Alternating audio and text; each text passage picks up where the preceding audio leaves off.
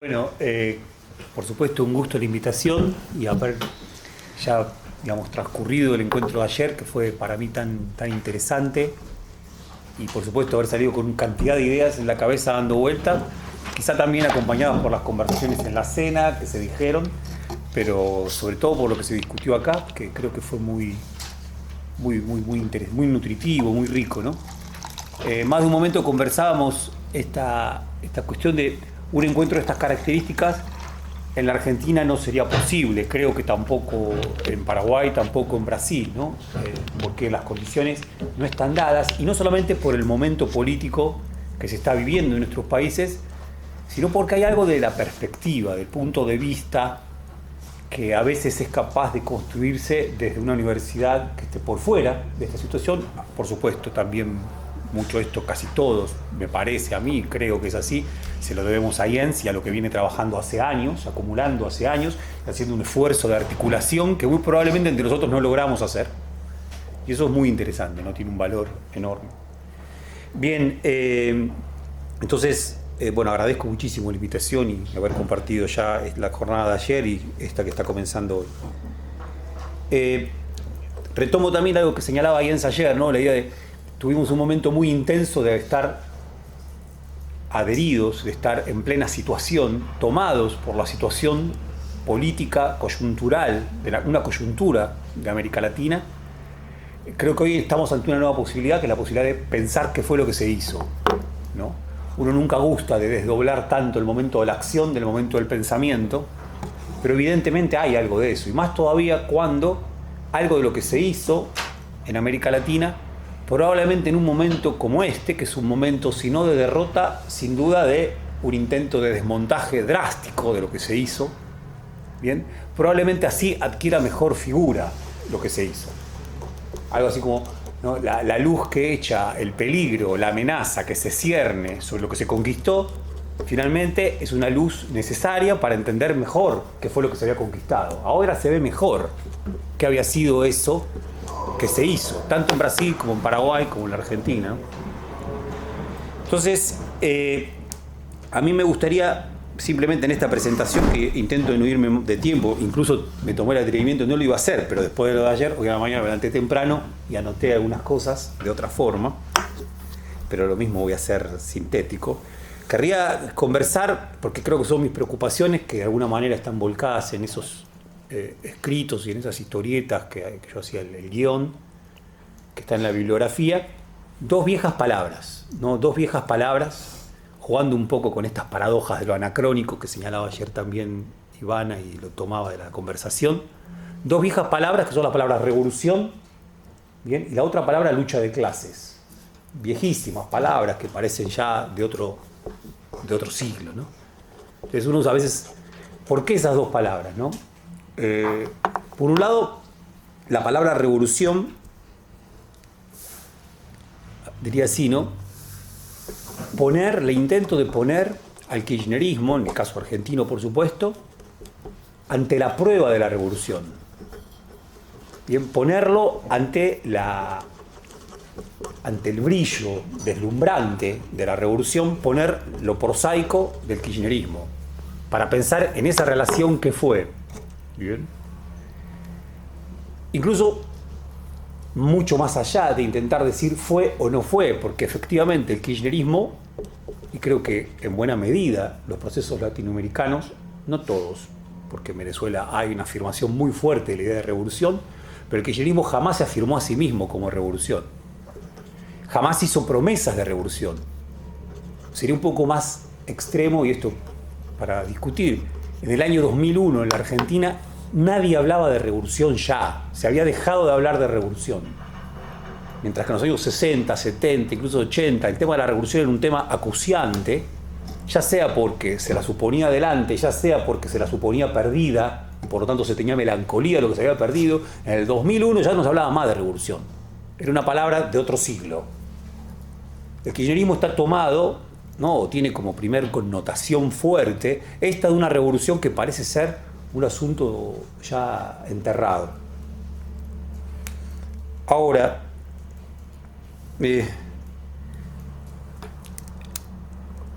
ahora bien, ¿no? Decía yo, medir al kirchnerismo prosaico, sublunar, barroso, medir, uno podría decir, al PT o a lo mejor que se pudo hacer en Brasil o en Paraguay, siempre prosaico, siempre barroso, con esta idea alta de revolución. Pero lo que efectivamente pasó, me parece, es que eso que supuestamente era nítido, claro, luminoso, sin dudas, de la revolución, desde el 1976, en el caso argentino, para poner la fecha paradigmática del golpe de Estado y la derrota de los movimientos populares y de las vanguardias, pasó a oscurecerse también. Ya no sabemos muy bien qué es la revolución. Por lo tanto, digo, no es poner a prueba algo confuso con algo claro, sino que es en todo caso medir dos entidades, una si se quiere ideal, pero absolutamente confusa siendo ideal, porque ¿qué es una revolución después del fracaso de tantas revoluciones o del devenir totalitario de tantas revoluciones? Entonces decía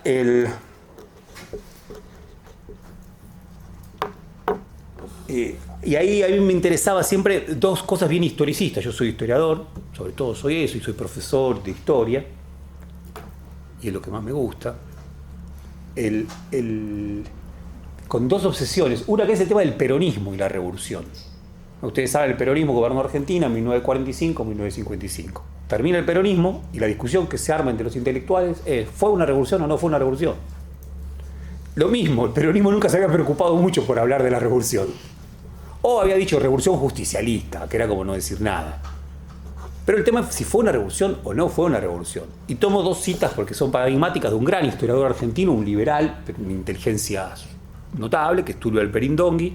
Él en 1956, cuando era un joven, tenía algo de socialista, y en ese momento escribe: creían candorosamente que las jubilaciones y las licencias por enfermedad eran ya la revolución social. No, las masas peronistas creían que las jubilaciones y las licencias, no, por enfermedad eran ya la revolución social. Eso lo decía él en el 56, absolutamente seguro de lo que era la revolución social, que era otra cosa, no las licencias por enfermedad o las jubilaciones. Ahora, en 1994, gobierna el menemismo en la Argentina, después de la caída del muro de Berlín, él pasa a decir que el peronismo había sido una revolución. Que solamente aquellos que pensaran que revolución había una sola, ponían en duda que no lo fuera. Y dice algo tremendo, dice: bastaba subirse a un tranvía o caminar por la calle para darse cuenta que había sido una revolución. ¿No? Tomo estas dos citas en todo caso para dar cuenta de la perplejidad que pasó a atravesar a ese concepto viejo, arcaico, en crisis, bien, de revolución. Por un lado esto, y por otro lado, voy más rápido, el año pasado en la Argentina fue el bicentenario de la independencia. La Argentina tiene dos fechas de origen: 1810, Revolución de Mayo; 1816, Declaración de la Independencia. Ahora, en la Argentina, cuando se habla de revolución independentista, se habla de 1810. 1816 es solamente la independencia, ¿no? Como si fueran cosas separadas. A partir de eso, a mí me pasó a interesar mucho, digo, cómo entender a 1916 dentro de un proceso revolucionario y no entender la revolución tan solo como un acontecimiento preciso, puntual. Y para eso viene muy bien Sarmiento, ¿no? En el Facundo Sarmiento, el gran libro así de los orígenes del siglo XIX, Sarmiento tiene en el capítulo 3, dice algo que es fenomenal, dice: la revolución en nuestro país está alterada, confundida por un problema de diccionario, Y dice así Sarmiento: cuando los españoles llegaron a América, llamaron león a ese puma cobarde y traidor que habita nuestras pampas. Lo llamaron león porque era el nombre que tenían, pero eso no era un león, era un puma cobarde y traidor de las pampas. Con la revolución pasa algo similar, al revés, confuso siempre como Sarmiento, ¿no? ¿Por qué? ¿Qué dice? Se cree que la revolución solamente puede lucir y ser tal cuando es magnánima y noble, en 1810. Pero, dice Sarmiento, la revolución también puede ser fea, cobarde, traidora, como el puma. ¿Bien? Y está hablando de los caudillos de 1845. Está hablando de Facundo Quiroga y está hablando de Rosas. Entonces dice Sarmiento, la revolución entre nosotros fue doble. Primero en 1810, pero después continuó en la lucha del campo y de la barbarie contra las ciudades. Eso también es revolución, dice Sarmiento. Hago un pequeño detalle. Sarmiento en un momento, perdón, me voy por historia, pero no importa eso, ¿no? Sarmiento es parte del ejército que lucha contra uno de esos grandes caudillos, que fue Rosas, ¿no? Que tenía, entre otras cosas, en su base de apoyo, fundamentalmente, ya que lo hablábamos el otro día, los negros. Los negros de Rosas eran una multitud que eran casi sus servicios secretos, porque trabajaban en la casa de los blancos. Y además tenía una adhesión plena a Juan Manuel de Rosas.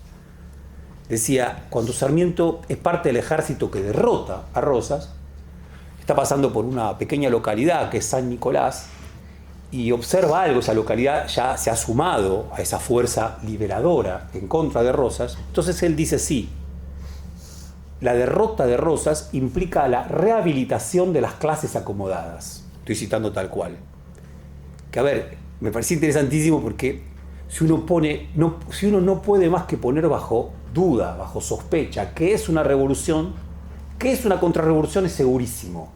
Rehabilitación de las clases acomodadas. Bien.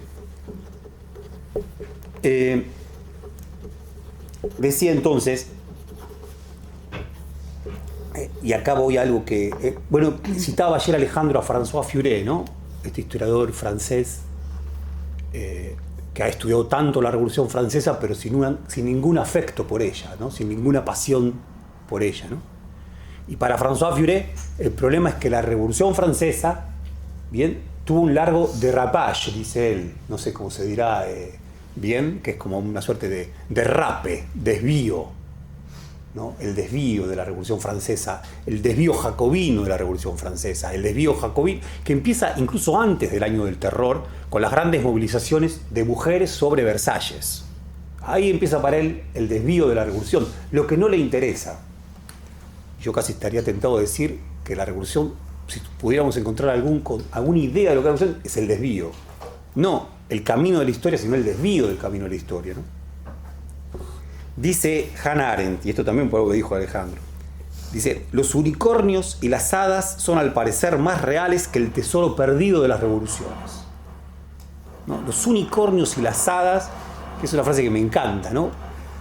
Y que asocia algo que citaba ahí en el texto que él hace, esta crónica sobre el final de diciembre, enero 2015-2016, la marcha última, la gran movilización del 9 de diciembre de 2015 en la Plaza de Mayo, cuando Cristina Kirchner, en un momento de su discurso, dice, ustedes saben, van a ser ahora las 12 y volveré a convertirme en zapallo.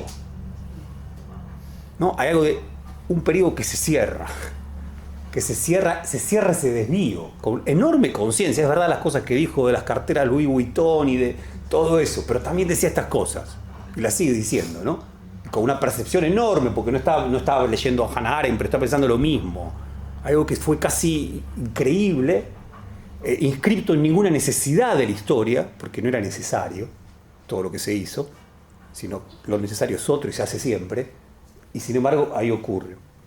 Entonces decía, este primer concepto. El otro concepto que me interesa, anacrónico, viejo, es el de lucha de clases, ¿no? El de lucha de clases.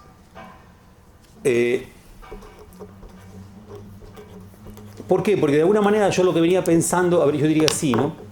Lo que me viene interesando más, esto de lucha de clases lo estoy queriendo agregar, estoy queriendo pensar ahora, mucho tiene lo que venía pensando hasta ahora de una historia de la intelectualidad.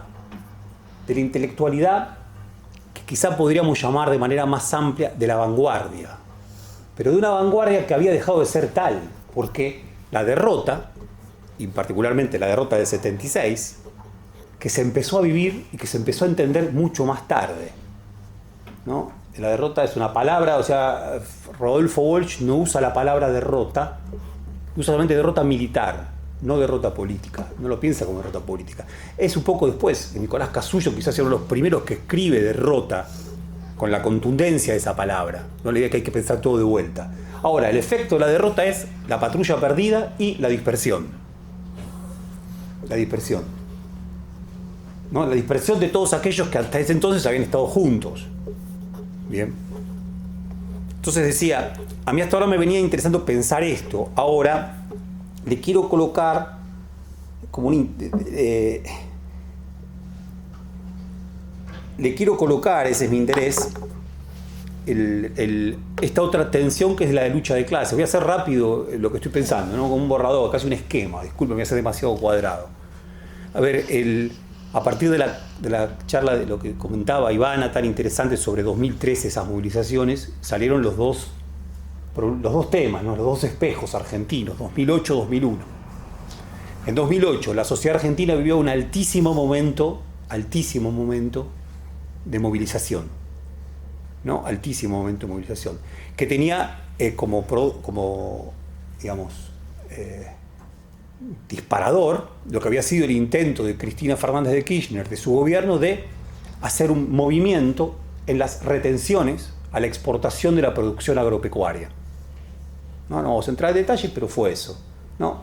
Retenciones a la producción agropecuaria. Cristina Kirchner intenta hacer un movimiento sobre esas retenciones y eso produce una movilización de las organizaciones del campo, patronales, así decíamos nosotros, pero en verdad una movilización que fue mucho más amplia que eso. ¿Por qué? Porque logró concitar el apoyo de amplísimas campas medias urbanas, de pequeñas ciudades del interior, que se movilizaron en solidaridad con la sociedad rural y con la Federación Agraria, los dos extremos. Sociedad rural que nació antes que el Estado, digamos, 1866. Federación Agraria que es más que centenaria. Y las clases medias se movilizan activamente y con enorme fervor y con muchas manifestaciones de odio que estaban hasta ese momento bastante, ¿no?, ocultas, ¿no?, tapadas, inhibidas. Algunas reivindicaciones de la dictadura, de los genocidas, que hasta ese entonces eran solamente parte de grupos recalcitrantes, pero nunca de gente común. Y de repente pasó esta gente común, la que hablaba en las radios, y por supuesto estaba Venezuela, Cuba, ¿no?, y la comparación del kirchnerismo con Venezuela, Cuba, notable. Jamás al kirchnerismo se le había pasado por la cabeza que tenía algo de revolucionario. Sin embargo, a esta gente sí. Entonces dice Cuba, Venezuela, confiscaciones, ¿no? Entonces, ese momento es muy interesante. Por supuesto, está esta movilización. Fueron 4 meses de movilizaciones de marzo a julio. De enormes movilizaciones, con algunos periodos breves de tregua. Y también había movilizaciones del lado del kirchnerismo, básicamente sindicatos, intendencias del conurbano. Para mí también fue importante porque yo nunca había visto a la multitud de la Tupac Amaru, del movimiento de Milagro Sala de Jujuy, y una de las primeras veces que lo vi movilizado, la primera vez que lo vi movilizado fue ahí, ¿no? En una de estas movilizaciones kirchneristas donde vinieron de Jujuy, ¿bien?, y que se distinguían mucho en Buenos Aires, ¿bien?, esas mujeres, porque básicamente eran mujeres. Entonces, bueno, voy un poco más rápido. Elisa Carrió, que es una política argentina, bueno, Jens también la cita en su texto, hace una referencia, es una política argentina, si se quiere, del riñón del viejo macizo conservador, progresista argentino, porque lo particular de nuestro conservadurismo es que es también progresista, y se define a sí mismo como progresista, ¿bien? Un año antes, para mí dijo algo, lo saqué de Clarín, que casi como que resume lo que pasó en el 2008.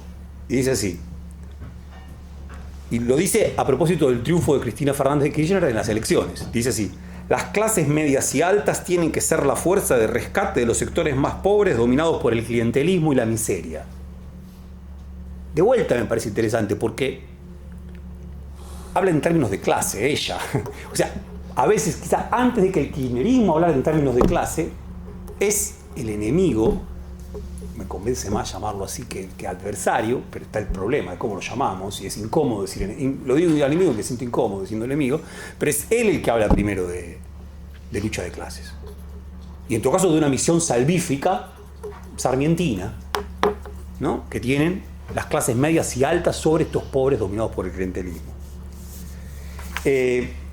Ahora, voy al 2001. ¿Por qué? Porque el 2001, si tuvo una particularidad la crisis del 2001, y sobre todo las jornadas que algunos grupos entendieron como épicas del 19 y el 20 de diciembre de 2001, es que el 2001, esa crisis, y ahí sí va el 2013 brasilero también, se imaginó a sí misma policlasista o postclasista. En tanto el enemigo era el político, por eso la consigna que se vayan todos, en tanto el enemigo era la política, la sociedad, casi en una renovación de un mito ruso, del mito rusoniano, era buena y se unía finalmente contra, bien, ese mal que era externo a ella y era la política. Incluso la CGT, o sea, incluso los gremios, o sea, también se gritaba en contra, se cantaba en contra de los gremios. Una de las consignas que más se agitó y que algunos compañeros, lo citábamos ayer, ¿no? Y que hay algo de eso del colectivo Situaciones, pero incluso en los movimientos, no solamente colectivo Situaciones como grupo intelectual militante que interviene, ¿no? Una mezcla de investigadores y militantes, sino también en esos grupos había la idea de que piquetes y cacerola, la lucha es una sola. Bien. Ahora, lo que a mí me interesa de pensar de 2008 en relación con 2001 es que en 2001 eso que era policlasista o postclasista, en 2008 se parte. Se escenifica, quizá se movilizan masas muy similares, pero ya unas en contra de otras, ¿no? Están partidas. Un poco más, yo diría, esa ilusión policlasista del 2001 probablemente tenía signos de que se estaba empezando a romper antes. Uno de los signos fundamentales es la muy cierta y muy fuerte movilización piquetera, ¿no? De los movimientos de trabajadores desocupados que se empiezan a crear a finales de los 90 y que tiene un hecho fundamental, que es la masacre del puente Pueyrredón. Bien, el 26 de junio del 2002, dos muchachos, 21 años, 25 años, son asesinados por la policía que tenía orden efectivamente de asesinarlos. Lo cierto es que también los muchachos eran parte de una formación piquetera que estaba dispuesta a pelear, no eran los Black Blocs para nada, no tenían una estética tan particular como la que vos planteás, Ivana, simplemente eran muchachos pelo largo, tanto desarrapados, invierno, y estaban no muy bien cubiertos, pero iban con palos con picos importantes a pelear con la policía, ¿no? Y terminan de ellos 2 asesinados. Ahora, ¿de qué se habla en ese momento? Fue famosa esa situación por lo brutal de esas 2 muertes. Señala Alejandro, la sociedad argentina está altamente sensibilizada ante las muertes, luego de la dictadura y por efecto del nunca más. Efecto que parece decir, eso no se puede traspasar. Y costó la presidencia de Duhalde eso. Duhalde es el presidente en ese momento, se tiene que ir. ¿Por qué? Porque no puede soportar la crisis que producen esas 2 muertes. Bien. El diario Clarín, que además tiene una cobertura fotográfica interesantísima, sin embargo titula "La crisis causó 2 nuevas muertes", cuando la cobertura fotográfica lo que mostraba es que la policía había matado así a mansalva, a quemarropa, bien, a estos 2 militantes. Ahora, de lo que se habla es de que la clase media no soporta más a los piqueteros, no los tolera más. Septiembre, está en la web todo esto, septiembre de 2002, hay un gran informe que hace Clarín sobre los piqueteros. Y el tema es, la clase media odia a los piqueteros, no los soporta más. Digo, la ilusión postclasista, policlasista del 2001 se empieza a romper ahí. Y estoy diciendo la palabra odio porque Clarín ahí ya la empieza a usar en función de esta relación entre piqueteros y clase media, y esa clase media que no los soporta más.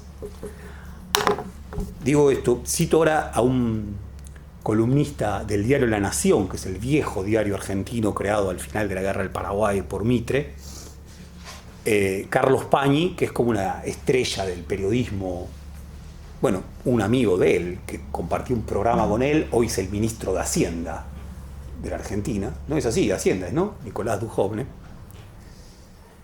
Carlos Pañi le hace una entrevista en el año 2013 y dice así: yo creo que en el 2001 la sociedad se volvió loca. Salió de su casa a llevarse a todos puestos. Yo iba a cenar con políticos que te citaban a las 2 de la mañana para comer entre brasileños. Ese es el Estado que explica lo que vino después. La dirigencia argentina, donde pongo a los políticos, los empresarios, los medios, los sindicalistas, los líderes religiosos, a todos, quedó atemorizada por ese fenómeno, ¿no? Atemorizada. Y se volvió loca. Interesantísimo pensar que, bueno, puede decir, revolución es cuando una ciudad se vuelve loca. Es decir, se volvió loca. Raúl Fradkin, gran historiador, lo comentábamos ayer en la mesa, gran historiador Raúl Fradkin del siglo XIX, él cuenta que cuando estaba con su mujer, la mujer de Raúl Fradkin es profesora de historia, si no me equivoco, en las escuelas del conurbano, de las zonas más humildes, donde los saqueos del 2001, el origen de esas jornadas, fueron importantísimos. Entonces, ella estaba en su casa a la noche, empiezan los cacerolazos. Raúl Fradkin, un tipo de 60 años, ya voy terminando. Recuerda, ¿qué recuerda? Chile. Dice cacerolazos, Chile. Entonces dice, esta gente quiere represión por lo que pasó hoy, que hubo mucha inseguridad, y hubo saqueos. La mujer se pone a llorar. ¿Se pone a llorar por qué? Porque sus alumnos en las escuelas de la provincia habían ido a saquear.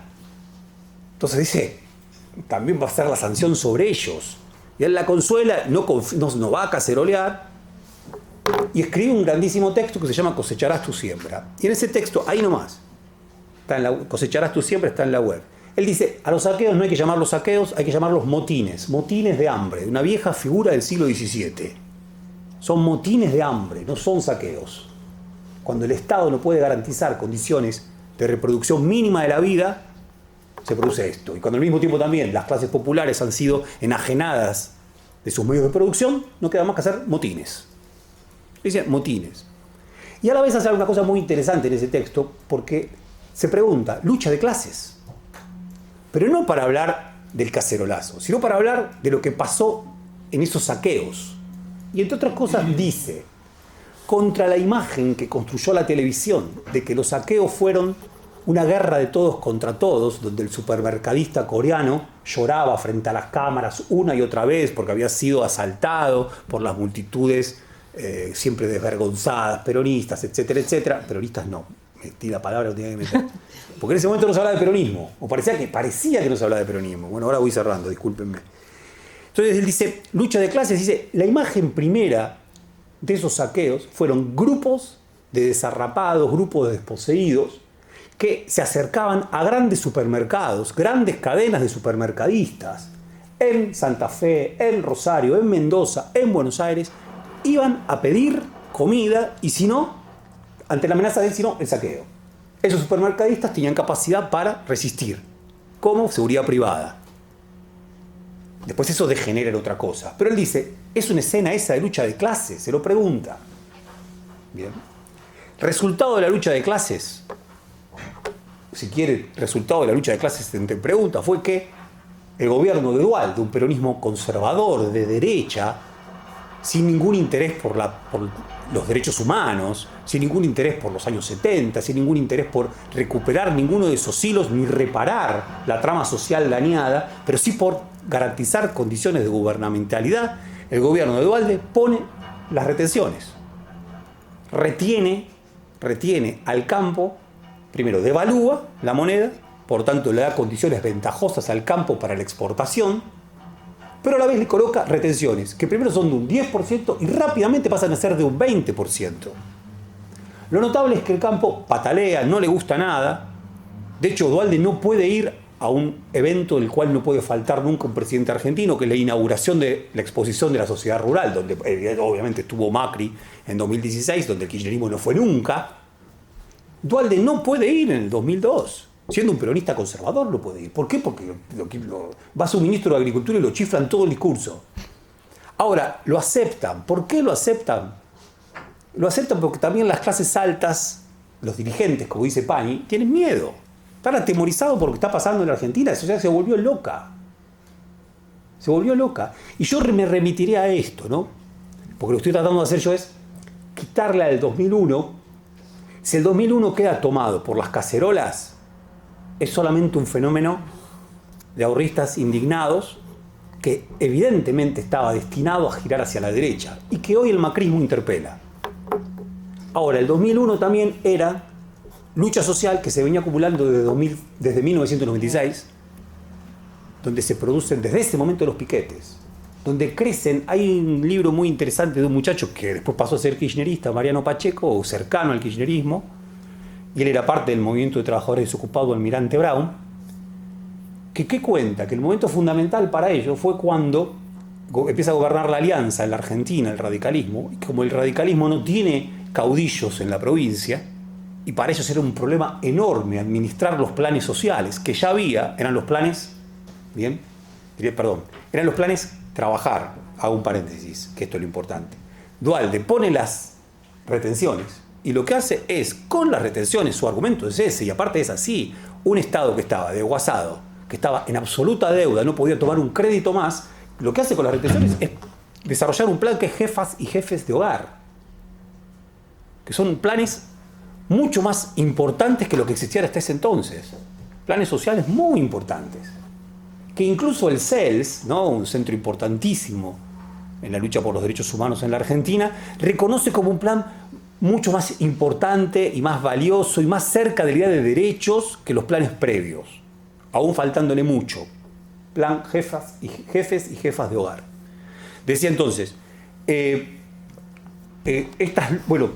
muchacho Mariano Pacheco lo que cuenta es que cuando gobierna la Alianza, no es el peronismo, no tiene redes clientelares, no tiene caudillos en los barrios, les es un problema administrar la ayuda social, le otorgan a los movimientos de trabajadores desocupados la capacidad para autogestionar ellos esos planes. Eso lo fortalece muchísimo estos movimientos, que crecen y mucho. Interesante, muchos de esos muchachos luego pasan a ser kirchneristas. No todos, pero muchos de esos muchachos. Maristela Svampa, que es una socióloga argentina bien autonomista, que no gusta nada del kirchnerismo, ¿qué dice? ¿Qué pasa? En esa masa social que se movía en esos MTD, la mayor parte de la gente buscaba lo nacional popular, buscaba reintegrarse al peronismo, buscaba que el Estado nuevamente los proteja. Nosotros no queríamos eso, lo reconoce ella, pero ella gente sí buscaba eso. Ahora, y aquí voy al problema. En el kirchnerismo, después, a partir del 2003, hizo mucho por desmovilizar a esa sociedad. No estoy pensando ya en la clase media, sino que hizo mucho por desmovilizar a esos movimientos piqueteros. ¿Pero qué hizo por desmovilizarlo? Básicamente lo hizo dignamente. Dio trabajo, cooperativas de trabajo, inserción en trabajo genuino que empezó a haber, militancia, formas de entrelazarlos con el Frente para la Victoria, con el Partido Justicialista. Bien, digo, a la vez de que el kirchnerismo, algunos dirían, cooptó a esos movimientos, en ellos había una fuerte latencia que buscaba ser integrada a la sociedad. Ahora, ya voy terminando, el kirchnerismo, el problema enorme, que cuando el kirchnerismo del 2008, las multitudes que el kirchnerismo moviliza en el 2008 ya no producen ningún temor, como el que producía esa otra sociedad. Acá hay un problema de producción de miedo, ¿no? Porque al mismo tiempo también, en el 2001 se empieza a hablar y decir, terminó la dictadura, ¿no? Cuando Néstor baja los cuadros de los dictadores, ¿no?, del colegio militar, la idea es, ahí termina la dictadura, o sea, por fin no tenemos miedo. Y evidentemente los que tenían miedo eran un poco los otros. Ahora mismo se devuelve, ¿no? O por lo menos ya no produce el mismo miedo. Lo interesantísimo es que el kirchnerismo luego terminó produciendo otra multitud. La multitud que termina produciendo el kirchnerismo y que Jens detecta en su artículo de esa movilización de diciembre de 2015, es una multitud nueva que forjó el kirchnerismo entre el 2008 y el 2010, la muerte de Néstor Kirchner. Bien. Ahora, quería terminar simplemente con esta cita de Pañi, después en todo caso agrego algo más. La cita que yo venía leyendo, ¿no? La dirigencia argentina, donde pongo a los políticos, los empresarios, los medios, los sindicalistas, los líderes religiosos, a todos, quedó atemorizada por ese fenómeno y decidió darle a la gente una gran fiesta de consumo por 10 años. Y al que nos dio esa fiesta lo consagramos Edipo Rey. ¿No? O sea, fiesta de consumo. ¿Qué diría? Me interesa lo que discutíamos ayer, consumo, bueno, ¿cuánto? El tema es la lucha de clases, yo diría. O sea, cómo ese problema del consumo es entendido al interior de una tensión y de una intensificación de la lucha de clases. No para dejar de lado lo problemático que tiene, ¿no?, la idea del ciudadano consumidor, individual, ¿no? Y todo lo que venimos diciendo, pero sí para darle la problematicidad que históricamente tiene cuando efectivamente se liga a una situación de lucha de clases. Bueno, son estas cosas que vengo. Bueno, ahora pueden hacer preguntas y no, hacemos como el otro día, juntamos un par. ¿Alguien? Alejandro, Jens, ¿alguien más? Bueno. La cita que ya habías hecho de Fradkin es muy interesante para recorrer varias de las cosas que estamos discutiendo. Lo que hicieron ahora en tu exposición. Yo disculpo, me perdí.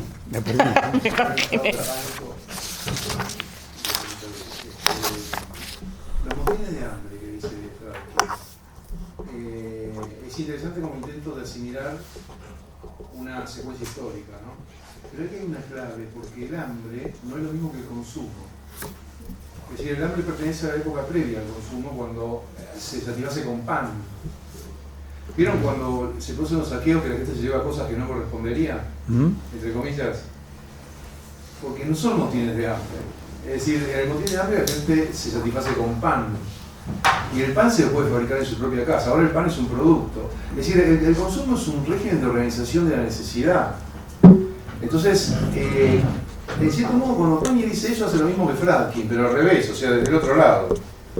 Quiere asimilar las multitudes al estado en que estaban en el momento previo. Pero lo que hace Chiche Duhalde, la mujer de Duhalde, que es una organizadora social, o lo que hace un miembro del PRO que se llama Manes, es calcular con cuántos centavos se podría satisfacer, mantener con vida a los pobres.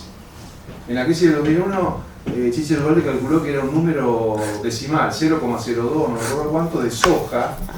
Estaban pensando en diseñar un producto hecho con soja que mantendría con vida a los pobres. Y ahora hay un médico de la neurociencia, que es un candidato político nuevo de la derecha, que habla de cómo mantener, funcionar el cerebro de los pobres en condiciones de indigencia, que es la misma idea, ¿no? Entonces, el hambre ya no es lo que impulsa a alguien a satisfacer una necesidad, sino que es una caracterización técnica, biopolítica, del cuerpo de las personas, del cerebro o de su metabolismo, que se resuelve técnicamente, ¿no? Pero es interesante que Fradkin por izquierda y Pani por derecha retoman ese lenguaje del pasado, ¿no? La dificultad de caracterizar la cuestión del consumo, que estamos dando vueltas todo el tiempo, ¿no? Realmente. Es un comentario que también es para ver cómo lo ves, ¿no? Sí. ¿Que hable Jens ahora? Sí.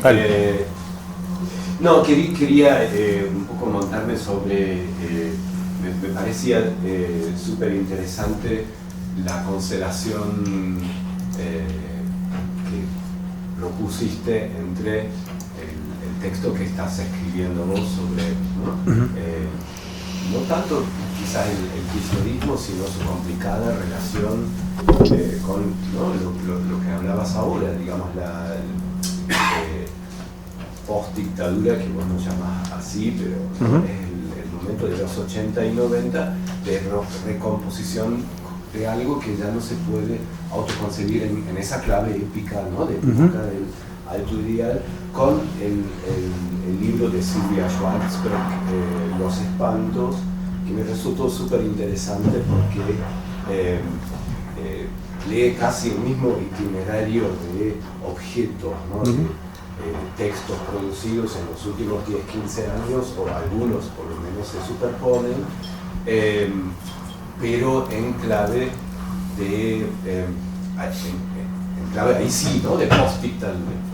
Y me interesó la categoría que ella propone de no verdad, ¿no? Que me pareció interesantísima porque remite a lo que decía. O sea, la lucha de los 60-70 era una lucha de un lado u otro, era una lucha absoluta por la verdad, o ¿no? El otro no poseía la verdad, por lo tanto se luchaba por hacer la revolución e imponer la vida verdadera, ¿no? La vida en una comunidad socialista donde las relaciones sociales falsas, ¿no?, que regían la sociedad presente, finalmente fueran revertidas o llevadas a su expresión verdadera. Ahora, lo que ella llama la no verdad sería el régimen de producción de subjetividades postdictatorial, en la que todo el mundo sabe que, digamos, la competencia democrática no se hace más por esto, no se lucha más por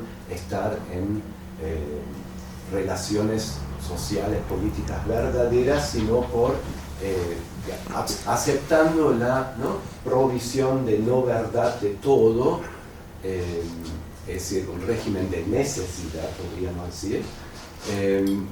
Ahí se trata de hacer lo mejor que se puede, ¿no? Y de algún modo el kirchnerismo, hasta el momento épico en que se le arma el quilombo del 2008, un poco se autoconcibió como eso, ¿no?, que sobre la marcha iba parchando lo que se le presentara como lo más urgente, ¿no? Mejorar el régimen de planes sociales, después mejorar, rearmar una especie de desarrollismo con planes de tecnología, ciencia, esto, lo otro, pero un poco improvisando, porque también no estaban los cuadros políticos que pudieran planificar una especie de... Entonces, ahí me parece que lo que es interesante es otra vez un poco lo que hablábamos ayer de lo anacrónico, ¿no?, de estos gobiernos a los que se les cuela todo el tiempo algo que en realidad pertenece a otra época, pero que brota por los intersticios, digamos, de esta no verdad.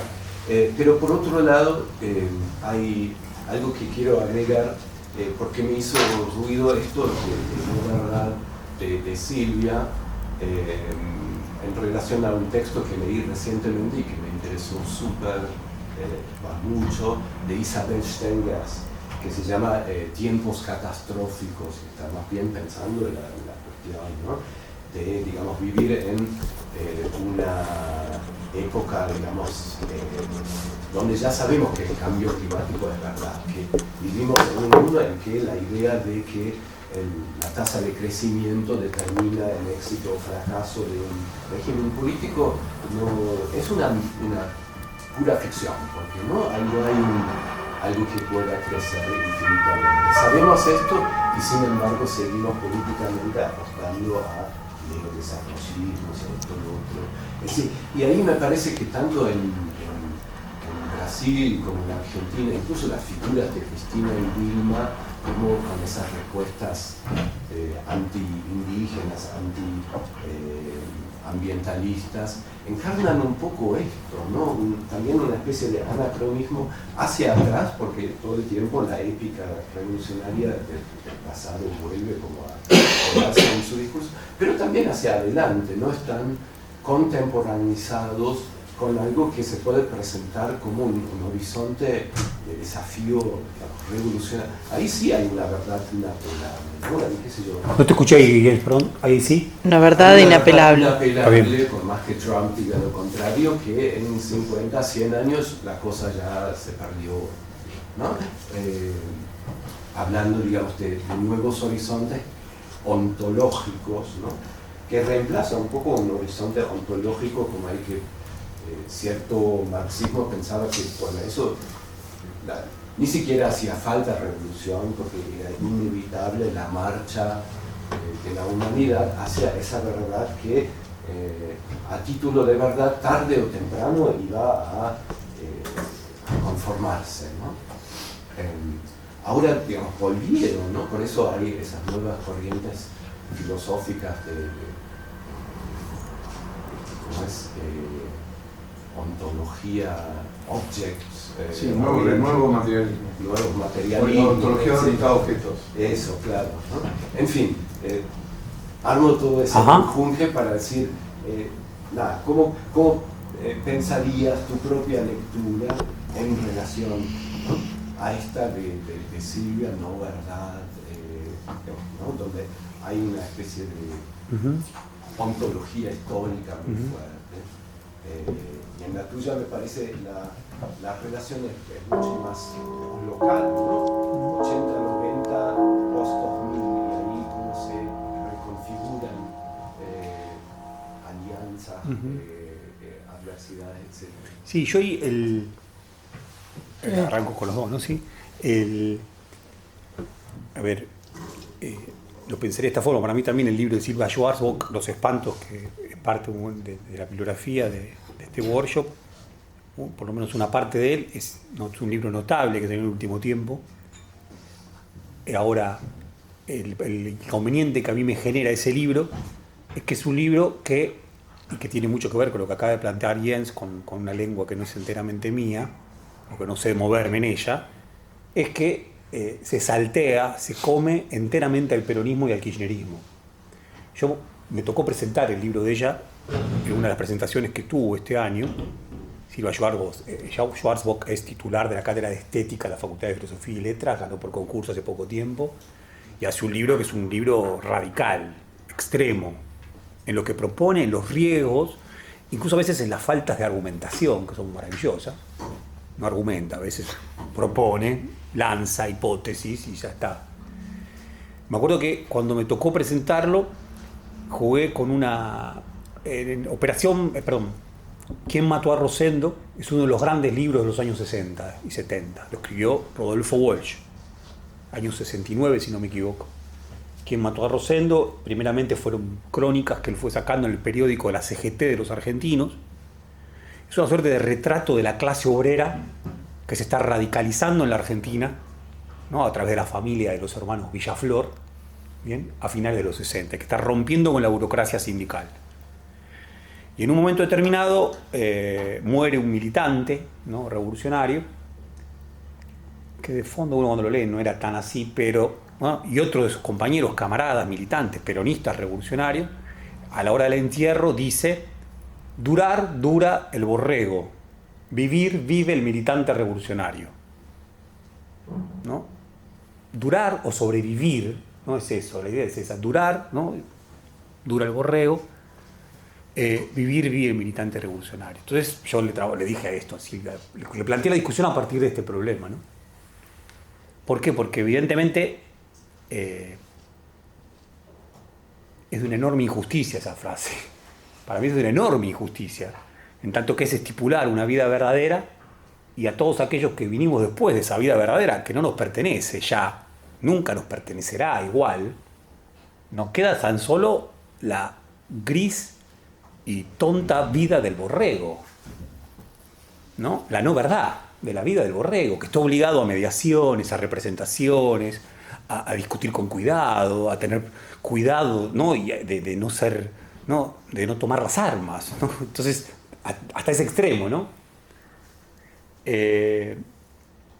Y que para mí, ahí por eso fue esta frase, yo la venía pensando hace tiempo, ¿no? Y de Rodolfo Walsh, es interesantísimo y mucho tiene que ver con lo que viene escribiendo Alejandro sobre el tema de las sobrevivientes, ¿no? En un momento Alejandro en la entrevista, lo viene escribiendo en su libro, pero en la entrevista dice, bueno, el kirchnerismo de repente empezó a atraer sobrevivientes que venían como zombies. O sea, sobrevivientes que habían querido tener una vida verdadera en los 60 y 70, o si no, los que en los 80 habíamos querido tener una vida verdadera. Y también agregaría los que en los 90, jóvenes, a veces alumnos, pero también estos militantes de estos movimientos de trabajadores desocupados, que pensaron quizá que estaba haciendo la revolución. Después se pegaron un palazo tremendo después de la muerte de Costec y Santillán, porque se dieron cuenta que estaban lejísimos de eso, y después se reintegraron. Entonces digo, el kirchnerismo como fenómeno de sobrevivientes, ¿no? Como fenómeno de sobrevivientes, que me parece lo más interesante eso. Fenómeno de sobrevivientes que en un momento se olvidaron de pensar en la vida verdadera y en la revolución. Y que probablemente ese haya sido el momento más lindo de todos. El momento en que nos olvidamos de pensar en eso. Y cuando nos olvidamos empezamos a hacer cosas bárbaras, ¿no? A mí hay algo del libro que, bueno, yo soy historiador y por eso quizás sea la tensión con Silvia, casi un problema de profesión.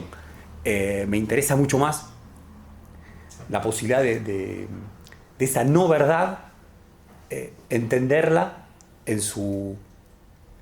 y incluso esa condición de necesariedad, no entenderla como algo fatal ni como algo de mera subyugación a, sino también como intentos de encontrar en esa sobrevida otras formas de subjetivación, ¿no? A ver, yo diría así, ¿no?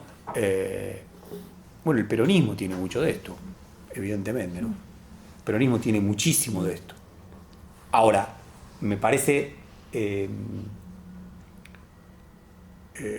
no sé, interesante, por ejemplo, yo creo que esta idea de la derrota, ¿no? Sí, esta idea de la derrota. No recuerdo cómo juega y se la hace jugar Silvia dentro de su libro y de qué manera, ¿no? Pero bueno, yo lo pensaría, o por lo menos mi inquietud va por ese lado, ¿no? A ver, y además pensándolo en términos mucho más amplios, porque los 70 fue mucho más que aquellos que tomaron las armas en la Argentina, ¿no? Fue mucho más que eso.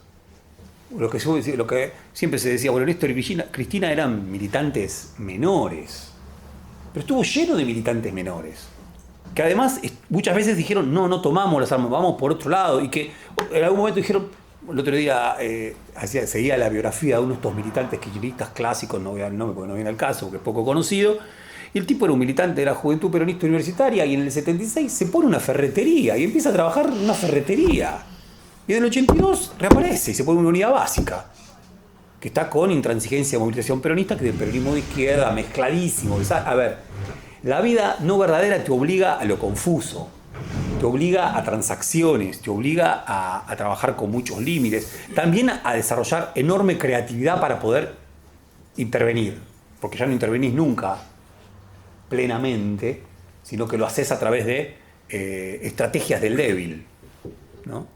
Movimientos del débil, que se sabe que no puede ganar, ¿no?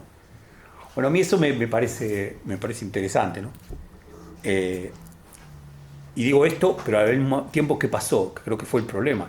Yo a propósito traigo estas dos palabras, revolución y lucha de clases, porque durante el kirchnerismo nos olvidamos de estas dos palabras.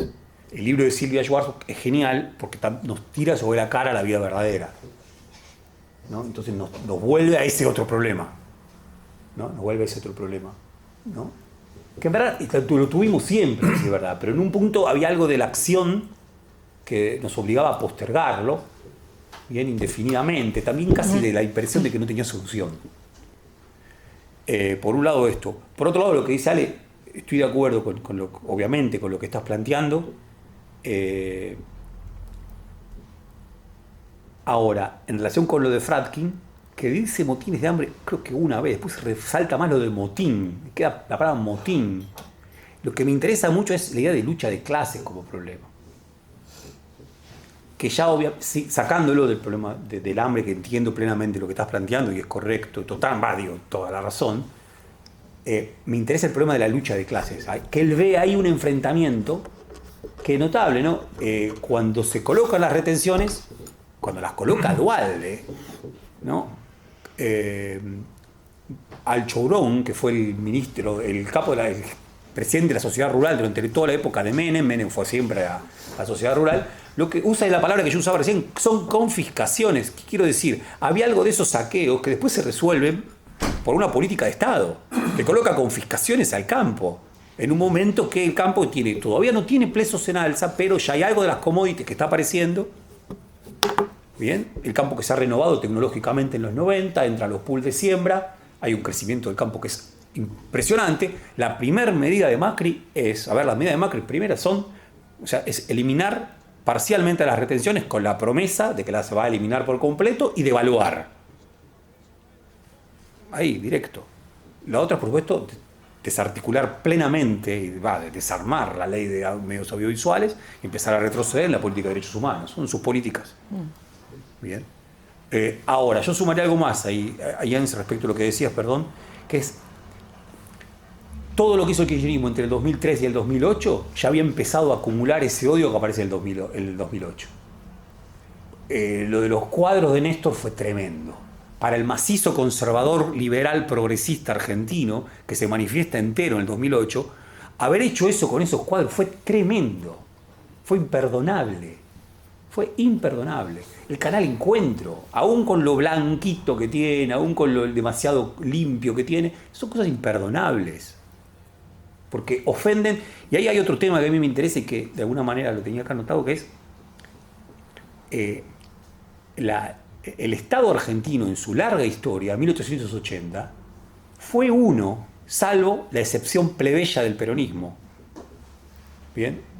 el kirchnerismo produjo una torsión sobre el Estado, lo ocupó al Estado. Entre otras cosas porque el Estado estaba demolido en el año 2001. ¿No? Estaba demolido, casi que no tenía consistencia. El Estado lo ocupó. Lo ocupó y le hizo dar una torsión también notable. La derecha suele decir que el kirchnerismo no produjo Estado. Y a veces yo digo, tiene razón. Produjo otra cosa. Lo más interesante, no intervino como una terceridad por encima de, en busca de una armonía, sino que intervino intensificando la lucha de clases, intensificando la tensión con ese macizo conservador. Y eso es lo más interesante de la manera de ocupar el Estado. Y respecto, estoy también de acuerdo con lo que señalás de Pañi. Ahora, me parece que es notable. Yo quiero decir, esa fiesta fue muchísimo. Esa fiesta de consumo en la que uno se ha sumado, cambié el auto. Con los compañeros, cambiamos el auto. Claro, con los compañeros siempre decíamos eso. Digo, muchos que no teníamos ninguna... Porque realmente habitábamos los márgenes, porque éramos inadaptados en los años 90, porque nos echaban de la universidad. Nos reconoció una cantidad de cosas, y entre otras cosas también trabajamos muchísimo, y otras cosas también nos permitió consumir. ¿Y qué onda? Sí. Y sí, estuvo bien, claro. Y no, a ver, está claro, el tema es cuando uno queda capturado por esa subjetividad. Porque de alguna manera lo que logra hacer el kirchnerismo y esa multitud que se conforma y que se manifiesta el 9 de diciembre de 2016, en 2015, de manera única en la historia argentina, donde siempre que un presidente acababa no iba nadie a despedirlo, esta vez fue una multitud mucho más grande, como también se señala en el artículo de Jens, que la que al otro día recibió a Macri.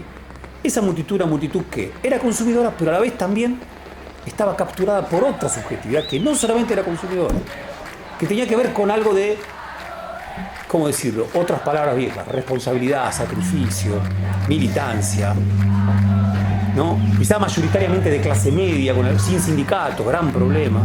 Pero había algo de esto otro que era como una vieja fuerza que tomaba empuje de la radicalidad de los 70, que se reinterpretaba, que se accionaba y que seguía operando sobre todos nosotros. Y que limitaba.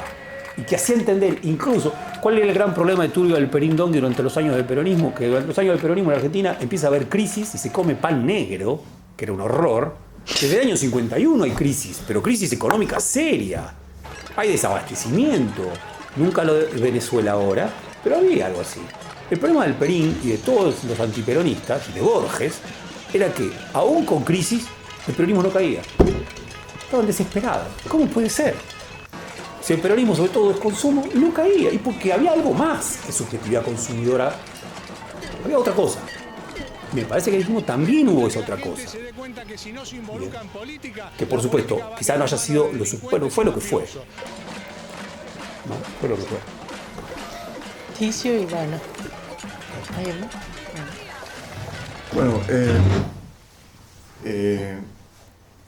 considerar también la no verdad que plantea Silvia desde el punto de vista estético, ¿verdad? De la negatividad adorniana, como ella plantea, y ver entonces esa forma de activar de modo que una no verdad, o sea, una verdad más allá del concepto, que permite que en un caso, durante el kirchnerismo, no se hable de revolución, o sea, está más allá del concepto de revolución.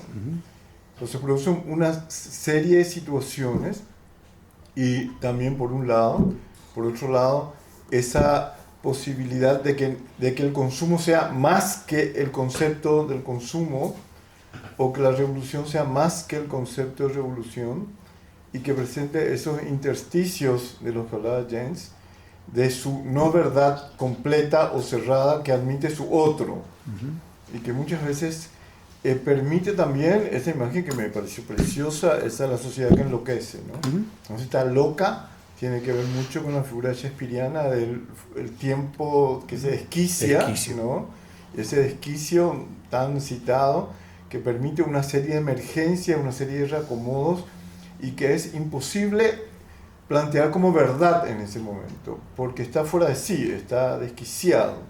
Entonces no puede ser aprehendido conceptualmente, ni teorizado, porque ya sea hay una emergencia, un pasado que retorna, o una promesa, sea emancipatoria, revolucionaria, conservadora, lo que fuere, que invade el tiempo presente, o sea, se produce un desquicio, ¿no? Y esos son momentos de no verdad, o sea, la verdad no checa con la posibilidad de que se manifieste una coincidencia entre el concepto y su objeto, Tal cual. ¿verdad? Entonces, a mí me parece muy interesante ese abordaje que tanto la negatividad adorniana trabaja justamente sobre esa posibilidad de un desquicio que deja al lado la completud metafísica de algo, quizá para el día ontológico, como acontecimiento de algo que no se completa y que se asoma a un abismo que no está terminado, ¿no? Y que pueda aventurarse muchas verdades después sobre eso, pero no la verdad, ¿verdad? Un poco Bueno. para... Está buenísimo. Vou voltar à discussão da luta de classes, porque isso foi muito discutido agora recentemente em relação até os limites do Partido dos Trabalhadores no Brasil.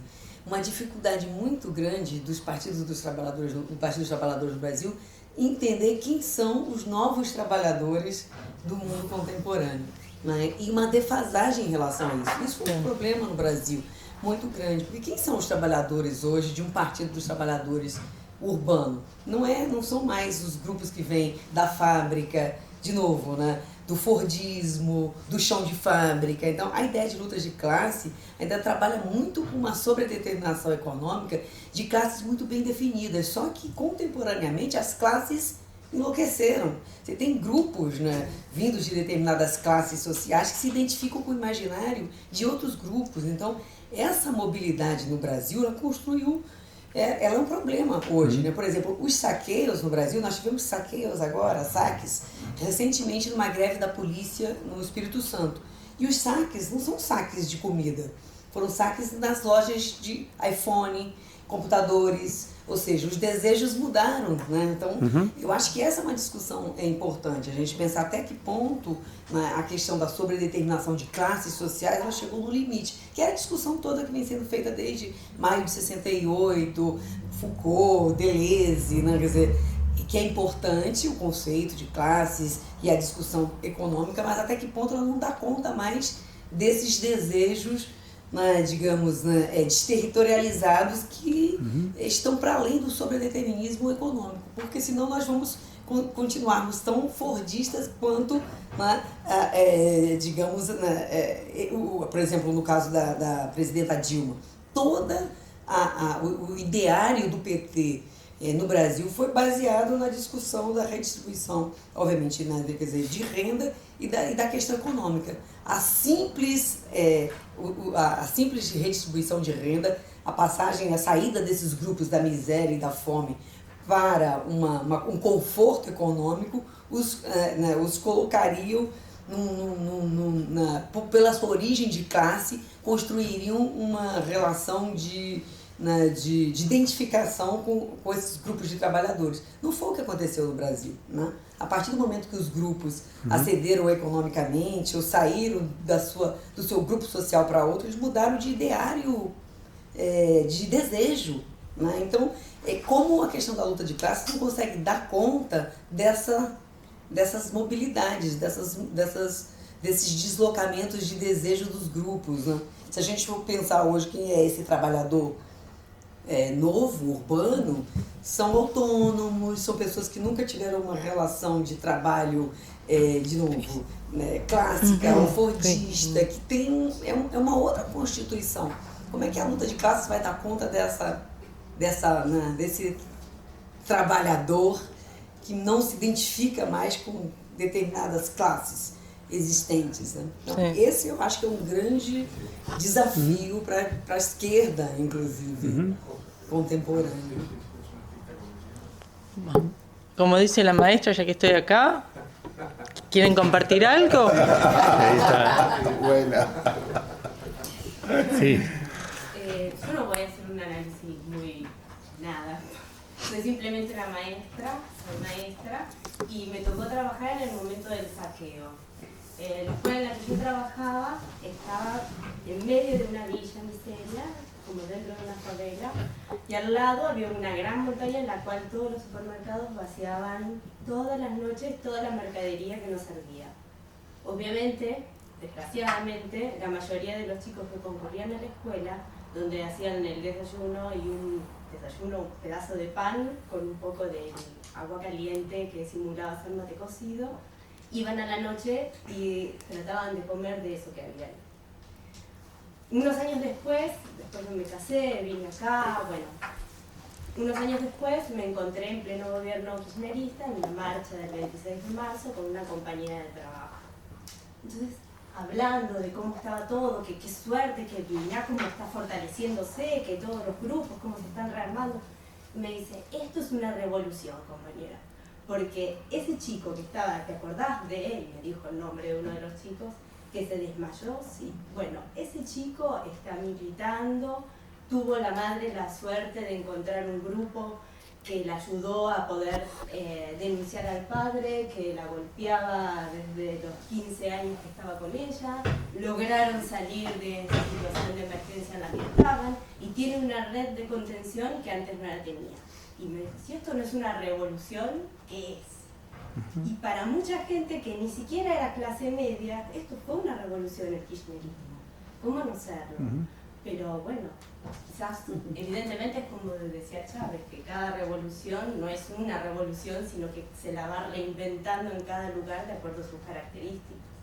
No sé, para mí, en muchos aspectos, sí fue una gran revolución el kirchnerismo. Sí, Acá los compañeritos, para. Perdón. ¿Quieren compartir o? Perdón. Corto también ustedes, ¿no? Primero, bueno. Ya que hablan entre ustedes. ¿Vos querés preguntar algo? ¿Alguien quiere preguntar algo? Ya. Cortito, ¿no? No. Y esto es una cosa que hay algunos temas que están como atravesándonos y es difícil asirlos, ¿no? Juntando varias cosas que estuvieron diciendo. El concepto de revolución es un concepto que estaba articulado con el crecimiento. Es decir, en Marx es así, es decir, la revolución hacía posible también el crecimiento y la burguesía trababa el crecimiento. Esas son unas cosas que han caducado, que han cambiado completamente, ¿no? Por el tema del crecimiento, ¿no? La situación, el concepto de consumo aparece en la década del 60. Empieza Lefebvre con la sociedad burocrática de consumo dirigido, ¿no? La llamamos así.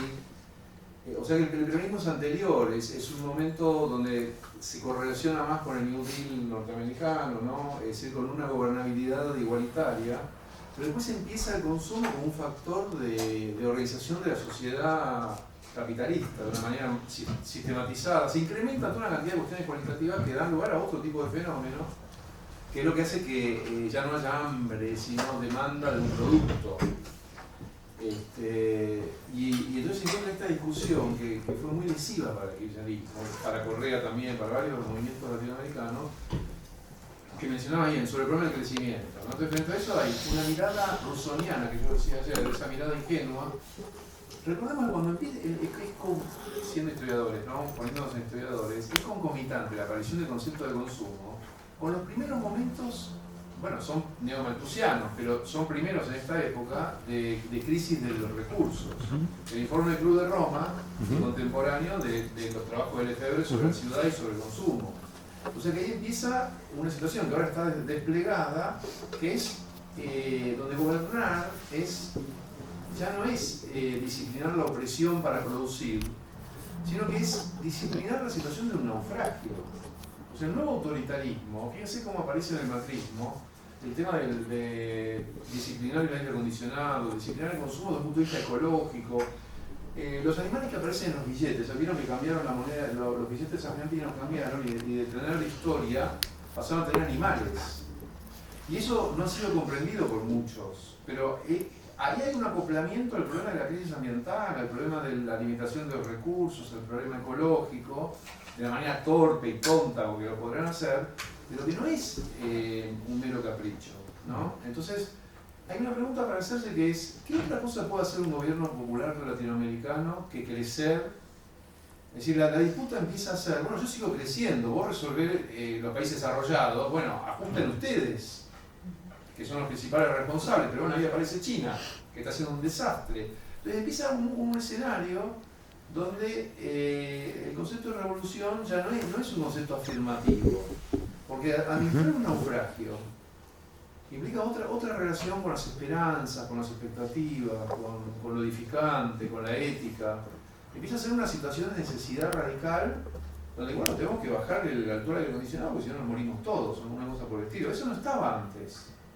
Es una novedad. Antes había un cuerno de la abundancia, el comunismo iba a ser el despliegue infinito de todos los recursos. No digo que esto tenga una clara determinación ahora, pero es lo que se está discutiendo, ¿no? O de modo ingenuo, deslegitimador de gobiernos populares por un lado. Por otro lado, los que plantean en el capitalismo más avanzado, bueno, no importa, si esto se arruina nos vamos a otro lado, porque esa es una fantasía operativa. El primer paso de esa fantasía es acumular toda la riqueza en pocas manos, porque hace falta una inversión gigantesca para el mega emprendimiento de supervivencia de una minoría. Todas las fantasías narrativas giran alrededor de eso, ¿no? La película de 2012, unos millonarios tienen unas arcas de Noé, que son para algunos pocos. Bueno, Richard Branson no hizo eso. ¿Cuál? Richard Branson, el dueño de Virgin en Inglaterra, y en Estados Unidos mandó un cohete, se cayó. Claro, pero lo hizo, digamos. Lo intentó. Me parece que ese argumento también interviene sobre cómo encarar esa ceguera de Cristina digamos, cómo pues, poner una mirada crítica sobre la gobernanza del consumo, ¿no? Porque en primera instancia uno toma simplemente como un derroche, como una especie de avidez, ¿no es cierto? Pero es más complicada la cuestión. Sí. Bueno, ahí está el tema, ¿no? A ver, ¿cómo decirlo? Lo voy a decir de esta forma. Si a mí por algo me interesó el kirchnerismo, y si por algo me interesa el peronismo, no es por el tema del consumo, claro, es por otra cosa. Y por la gobernanza tampoco, me la fregan la gobernanza, o sea, como que no es un tema, todo bien, pero si después la sociedad quiere que se estrelle, o sea, el tema son mis hijos, sí, claro, paso pensando otra cosa, si la lógica es esa, no es ya mía, porque no es el tipo de reflexión que me interesa. Sí, probablemente me interesa hacer historia de alguna de esas cosas, pero como historia de una catástrofe, punto, termino el texto y otra cosa. La implicación que produjo en muchos el kirchnerismo tuvo que ver con un exceso en relación con el consumo. Por eso incluso la palabra fiesta en la boca de un enemigo como es Carlos Pañi me parece muy interesante, porque hubo algo de fiesta. Y esa fiesta, que yo incluso digo, me interesa la idea, la imagen, este concepto de revolución, no como algo definido, cerrado, nítido, sino como un problema, como una sombra, como algo que acecha, que no termina de ser claro, que la compañera a través de esa conversación lo trae, lo define, pero seguramente al otro día piensa otra cosa. ¿Por qué? Porque se deshace, se desarma. Me parece que el kirchnerismo fue ese exceso que nos convocó, fue en esto, no era necesario. A ver, digo, François Furet, cuando piensa en la Revolución Francesa, que François Furet había sido comunista, ¿qué es lo que termina diciendo? No hacía falta tanto sacrificio. Inglaterra no pasó por una revolución como esta, tan brutal en su momento del terror, ni por las guerras napoleónicas, para lograr lo mismo que logró Francia. ¿Para qué entonces? Bueno, en parte canal, en la Revolución Americana. Viniendo de mi historiador es una imbecilidad. Es imbecilidad absoluta. Pero desconoce la historia inglesa, totalmente. Y dice, a ver, Rocard, que fue el primer ministro, esto lo cita Hobson y es delicioso. Hobson tiene un gran libro que se llama Ecos de la Marsellesa, de 1989, donde Eric Hobson, que es marxista, comunista, escribe con un dolor enorme en ese momento, y es el bicentenario de la Revolución Francesa. Rocard, que es el primer ministro, si no me equivoco, o algo así, jefe de gabinete de Mitterrand, cuando llama a la celebración de la Revolución del bicentenario de la Revolución Francesa, dice que vale la pena porque lo que uno tiene que aprender de esa revolución es que no hay que hacerla de vuelta. Que no tiene sentido, que no tiene, lo cita ahí Hobson precisamente, ¿no? O sea, no tiene sentido ese exceso, ese derroche, ¿no? Esa enorme generosidad, ese sacrificio, no tiene valor. Digo, lo más interesante que ocurre en la política es cuando eso se desvía. Cuando eso se desvía. Y me parece que fue un enorme desvío. No sé si revolución, pero sí que fue un desvío. ¿Bien? respecto de esto otro que está planteado así, ¿no? Por un lado eso, por otro lado lo del anacronismo y esta idea de como lo traes vos es fenomenal, me parece notable además como lo planteaste, Ticio, sin duda. Solamente plantear que ese momento de 2001 es un momento que está lleno de anacronismos y de situaciones de desquicio. Lo que trae Fradkin a propósito del motín lo liga al siglo XVII, si mal no recuerdo. Él mismo dice, es como una emergencia de un tiempo que se entendía enormemente pretérito. Lo que Alejandro dice respecto de los 70, que reaparecen, ¿no? Como si estuvieran tan vivos como en el... como en ese, digo, como si fuera un presente dislocado que entra en un nuevo presente, no como si fuera un pasado. Bien, eso me parece que habla de un tiempo, ¿no? En ese sentido, alocado, desquiciado, ¿no? Después ahí me parece que es un gran, por eso yo lo planteaba, ¿no? Lucha de clases también entre signos de pregunta, lo dice Fradkin. Porque en verdad hay un desafío, me parece fenomenal en esta idea de pensar las clases. Yo lo venía escribiendo de una manera muy torpe a propósito de pueblo-multitud, que Ticio lo dice muy bien en relación con lo facilista que es el concepto de multitud, y me parece que no va por ahí. Usado por Negri. ¿Cómo? Como lo usa Negri. Claro. Sí, o como Virno, ¿no? Como esta idea de, o por lo menos como yo lo entendí en Gramática de la Multitud, que fue la lectura que hice en su momento y con la que discutí, pero de alguna manera me parecía que ¿no? Como que el kirchnerismo había soñado con la posibilidad de constituir nuevamente un pueblo, ¿no? Y que la idea de que un pueblo nuevamente podía... Que tampoco me parece, o sea, en verdad no me parece ni la idea de un pueblo ni la idea de la mera multitud, menos aún que fuga, porque la concepción misma de la multitud es que fuga del Estado, mientras que acá hay otra cosa, ¿no? Pero de todas maneras digo, es un desafío fenomenal el de pensar el tema de las clases. Ahora, la lucha no se la puede... Yo diría dos cosas. Para mí es un problema fundamental porque las clases fueron, en términos posfordistas, las clases fueron transformadas en relación con el trabajo, sin duda. Sí. Ahora, la clase dominante sigue existiendo. Y la clase económicamente dominante, sí, no hay manera. Eso es un núcleo duro. Cuando yo lo digo, y además el clave Argentina, yo lo expreso así porque me gusta, como lo dice un historiador que trabaja sobre Paraguay, que es Capdevila, y él habla del macizo paraguayo, ¿no? Entonces a mí me gusta, pero para pensarlo de otra manera, la idea del macizo conservador liberal argentino. Yo ahí no veo mucho cambio. Te digo la verdad, ahí cambió todo, pero eso se sigue manteniendo y a veces en el caso nuestro es notable. Parece que dicen lo mismo que en 1955, lo mismo que en 1910, sí, que copian. O sea, es como, no cambió. Ahora, así todo es un enorme... También, bueno, el gran problema del kirchnerismo, o uno de los problemas que esa marcha del 9 de diciembre, que no había banderas, no había sindicatos. Un raro peronismo que no tiene sindicatos, había un par de banderas. Raro, porque ahí el kirchnerismo tuvo capacidad de mutación, probablemente diferente, y convocó a muchos trabajadores que eran de estos nuevos trabajadores. Muchísimos que se integraron a esa masa. Bien. Ahora, me parece que está el desafío de encontrarle, sin mediación, también lo que sucedió con Cristina, que fue eso, bueno, el líder, y sin mediación alguna, me parece, ¿no? La multitud, o como la llamemos.